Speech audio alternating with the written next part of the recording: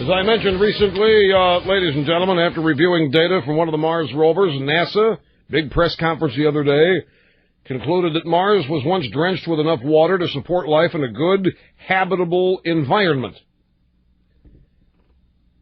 And despite, this is an incredible discovery, and NASA still had to go out there and say that there's no proof that life existed. All they said was that conditions were there for there to be life. But this is not all NASA said, ladies and gentlemen. There's a lot that is not being discussed here. As a powerful, influential member of the media, I know more than you do, especially about this. I have seen a highly classified report that has not been released publicly, and it probably won't be unless you consider my talking about it here to be releasing it publicly. It's top secret report, codenamed the Gore Report. It was prepared by scientists from Area 52 in New Mexico. They analyzed the Mars data. And there are some findings in this report, and I can understand why they don't want to release this, but I want to, and I don't know it all, but I want to pass off what some of the Gore report says. There was life on Mars. That's what NASA is not being upfront about. There was life up there. Everybody knows it. We can't be the only people occupying the universe. It's impossible. Who do we think we are? We're the only people God created? Sorry, for those of you who don't believe in God, only people who evolved from apes? So it's clear that there was life elsewhere, and now that NASA's kind of let the cat out of the bag, if there were habitable conditions up there, we know there was life there. In fact, they found some DNA evidence up there that compares favorably to members of the Skull and Bones Society here on Earth. These people were highly industrialized, the Martians. They were technologically superior, and they were very arrogant people.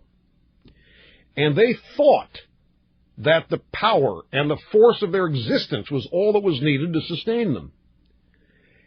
And they didn't care a whit about conservation. They didn't care a whit about preserving anything. They got rid of everything that was pristine. They used the internal combustion engine.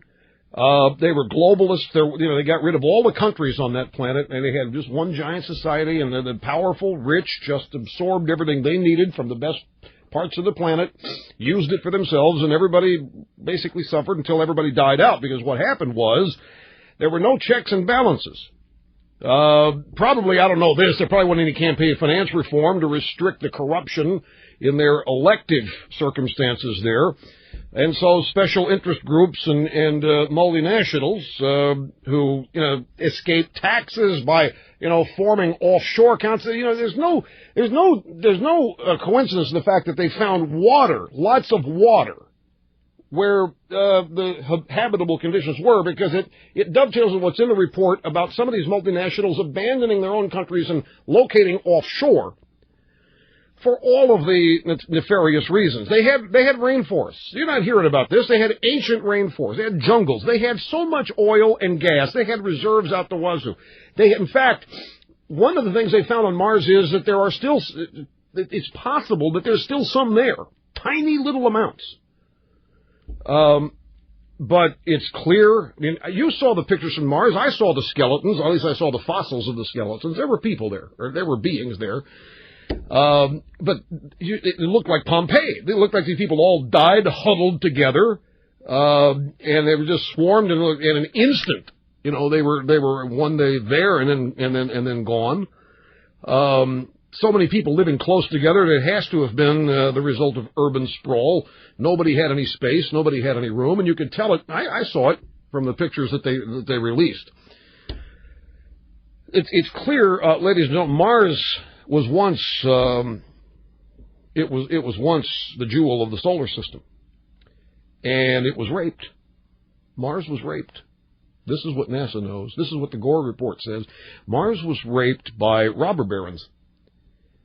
Capitalism, dependence on combustible engines led to global warming. The ecosystem that sustained everybody was destroyed. That's why the water they found is at the equator area. The ice caps melted. Exactly what's happening here, folks. Exactly what's happening here. These people were advanced. Not everybody on Mars died. This is what's fascinating about this report. Not everybody on Mars died. Some were able to flee. Some were able to get off the planet. This is what they can't afford to release. UFOs, yep. All these sightings, all of these blinking lights, all these unexplained things, they're real. That's why they're calling this Area 52. Those are Martians escaping the destruction. I think it goes way back, before we were alive. And these UFOs have been happening all over. It may well be that the bright star that guided the three wise men was a UFO. Tax cuts absolutely were a factor. That's what the offshore thing was all about. Yeah, of course tax cuts were a factor. But the elites got off.